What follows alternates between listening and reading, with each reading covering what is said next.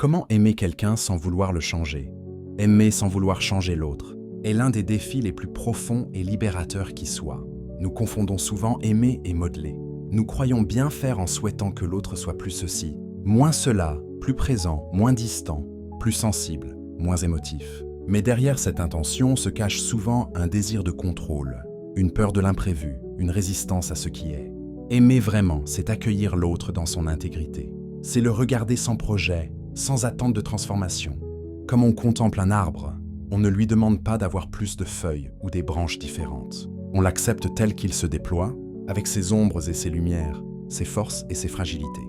Cela ne signifie pas renoncer à soi ou tout tolérer.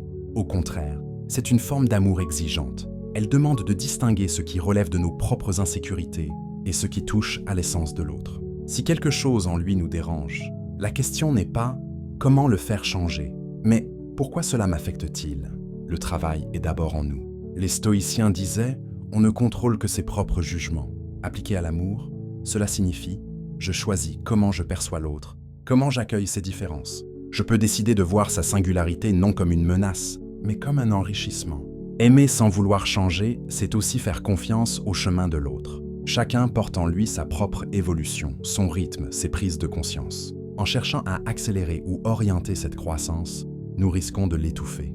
La véritable bienveillance est une présence qui soutient sans diriger.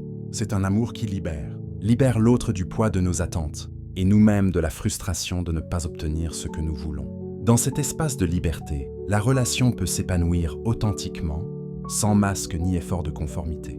Apprendre à aimer sans changer, c'est passer de l'amour conditionnel, « je t'aime si tu deviens comme je le souhaite », à l'amour inconditionnel qui dit « je t'aime et tu es libre d'être qui tu es ».